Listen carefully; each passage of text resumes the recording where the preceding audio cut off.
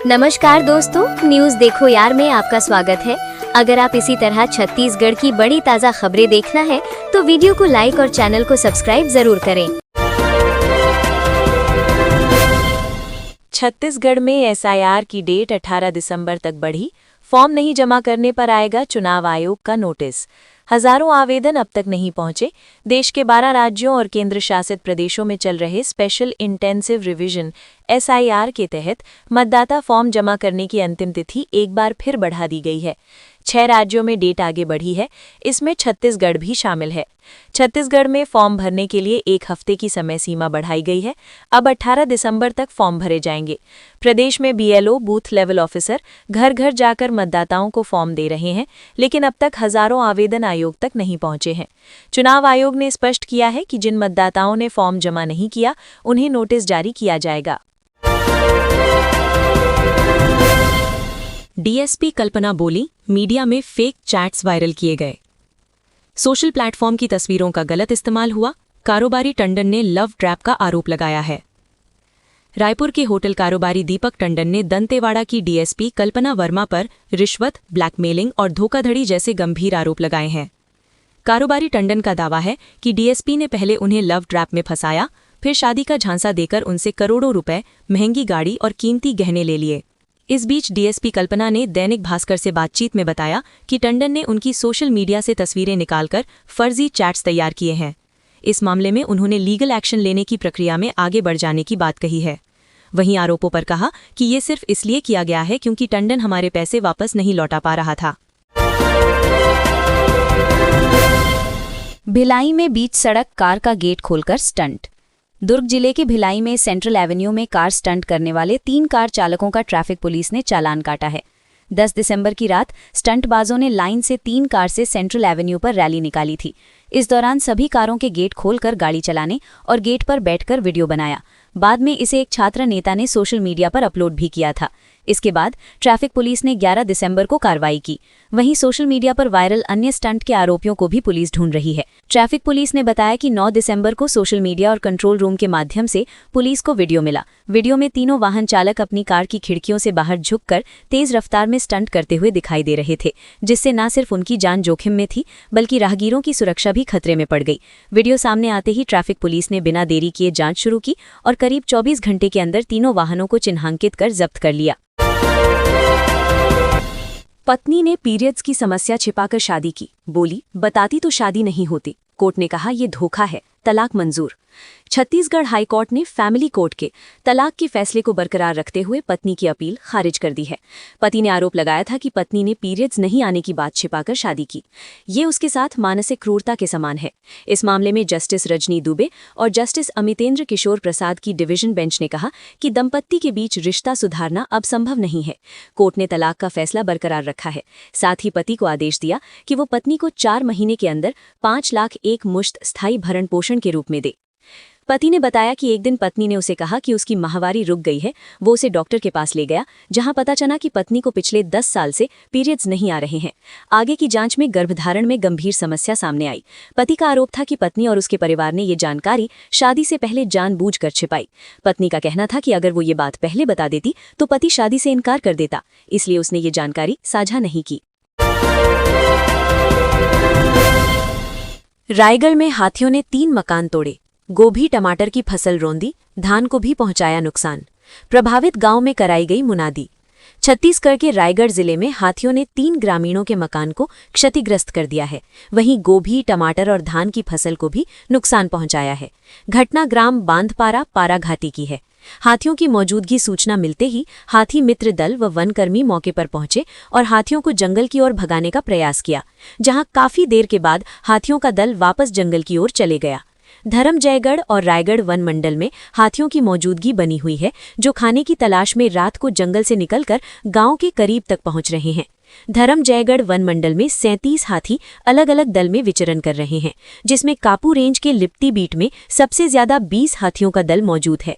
हाथियों के इस दल ने 10 दिसंबर की रात को बांधपारा पारा घाटी में दिलीप व यदुमणि यादव के मकान को क्षतिग्रस्त करते हुए घर में रखे 3 बोरियों से अधिक धान और मक्के को खाया है।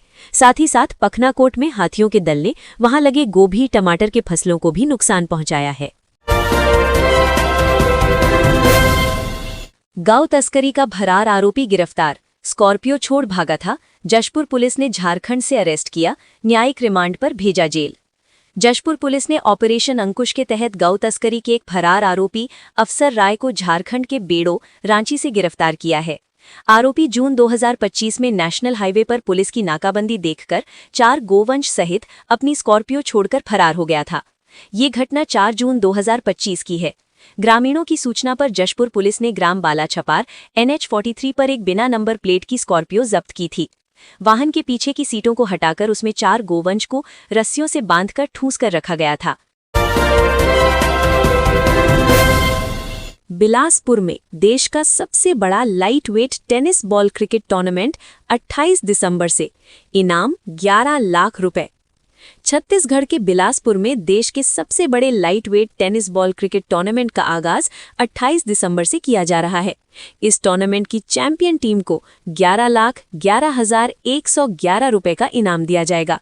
इस टूर्नामेंट में क्रिकेट प्रेमियों को स्टेडियम में IPL की तरह भव्य आतिशबाजी के साथ चीयर्स लीडर देखने को मिलेंगी। टूर्नामेंट का आयोजन स्व Usha Devi Bhandari Vineet cup tennis ball premier league के नाम से जिला खेल परिसर में होगा। विनीत कप आयोजन समिति के प्रमुख ईशान निक्कू भंडारी ने मीडिया को बताया कि उनकी मां स्व उषा देवी भंडारी की स्मृति में आयोजित इस प्रतियोगिता का ये 13वां साल है। ये आयोजन हर साल नए और बड़े रूप में होता है। यही वजह है कि प्रतियोगिता में प्रदेश के अलावा दूसरे राज्यों के खिलाड़ी भी हिस्सा लेते हैं। बिलासपुर ट्रेन हादसे में बड़ी कार्रवाई, सीनियर DOP मसूद आलम पद से हटाए गए। CRS की प्रारंभिक रिपोर्ट के बाद एक्शन। बिलासपुर जिले में गतौरा लाल खदान रेलखंड के बीच 4 नवंबर 2024 को हुए भीषण रेल हादसे ने पूरे देश को झकझोर दिया था। गेवरा रोड बिलासपुर मेमू खड़ी मालगाड़ी से टकरा गई थी, जिसके बाद मेमू का इंजन मालगाड़ी के ऊपर चढ़ गया था। इस दर्दनाक घटना में मेमू चालक समेत 13 लोगों की मौत हो गई थी। हादसे के बाद से रेलवे प्रशासन पर गंभीर सवाल उठ रहे थे। अब इस मामले में बड़ी कार्रवाई की गई है। रेलवे ने सीनियर DOP मसूद आलम को पद से हटा दिया है। हादसे के बाद उन्हें फोर्स लीव पर भेजा गया था, लेकिन CRS यानी कमीशन ऑफ रेलवे सेफ्टी की प्रारंभिक रिपोर्ट सामने आने के बाद अब वे पूरी तरह पद से हटा दिए गए हैं। उनकी जगह शशांक कोष्टा को नया सीनियर DOP नियुक्त किया गया है। छत्तीसगढ़ में शीतलहर का प्रकोप बढ़ा, अगले 2 दिनों तक कड़क ठंड की चेतावनी जारी।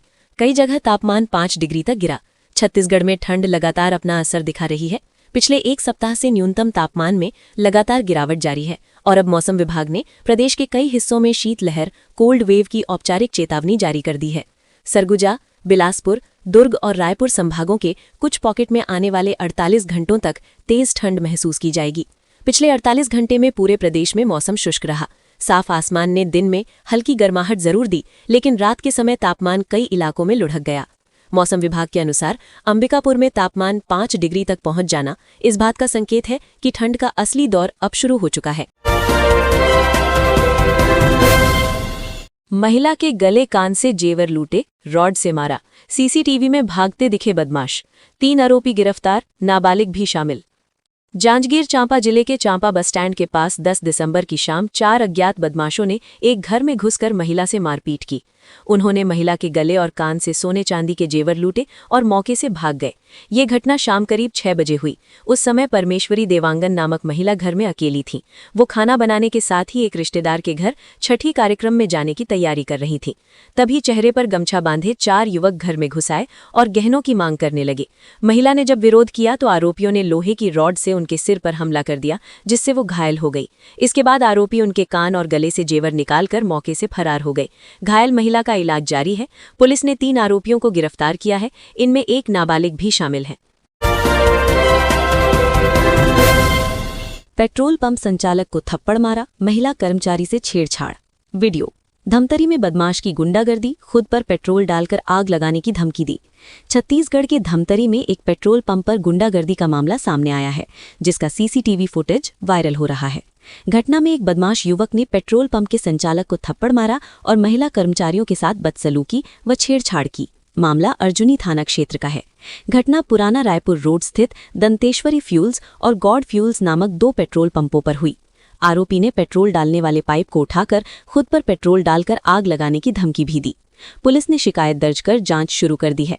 जानकारी के अनुसार 7 और 8 दिसंबर की रात को बदमाश युवकों ने इन पेट्रोल पंपों पर उत्पात मचाया। दंतेश्वरी फ्यूल्स में 7 दिसंबर को शाम करीब 7 बजे कुछ युवक आए और गाली गलौज करते हुए मारपीट की, साथ ही जान से मारने की धमकी भी दी। सीसीटीवी फुटेज में दिख रहा है कि बदमाश युवक पहले संचालक के साथ गाली गलौज और मारपीट करता है। इसके बाद वो पेट्रोल डालने वाले उपकरण को हाथ लगाकर खुद पर पेट्रोल डालकर आग लगाने की धमकी देता है। उसने संचालक को थप्पड़ भी मारा और स्टील के डस्टबिन से मारने की कोशिश की। बाद में वो पेट्रोल डलवाने वाली जगह पर पहुंचकर महिला कर्मचारियों के साथ बदतमीजी और छेड़छाड़ करता है। रायगढ़ में 23.44 करोड़ में बन रहा नया मरीन ड्राइव 18 महीने में होगा तैयार। तोड़े गए 70 से अधिक मकानों की जगह समतलीकरण शुरू। छत्तीसगढ़ के रायगढ़ में नए मरीन ड्राइव के निर्माण की प्रक्रिया तेजी से आगे बढ़ रही है। नया मरीन ड्राइव प्रगति नगर से छठ घाट तक बनाया जा रहा है, जिसकी लागत 23 करोड़ 44 लाख रुपए तय की गई है। मंगलवार से साइट पर समतलीकरण का काम शुरू हो गया है। नगर निगम ने जून महीने में प्रगति नगर और कयाघाट क्षेत्र के 295 प्रभावितों को नोटिस जारी किया था। इसके बाद अतिक्रमण हटाने की कार्रवाई हुई और 75 घरों को तोड़ा गया। प्रभावित 160 लोगों को मां विहार कॉलोनी में EWS मकान आवंटित किए गए हैं। वर्तमान में सभी वहां रहने लगे हैं।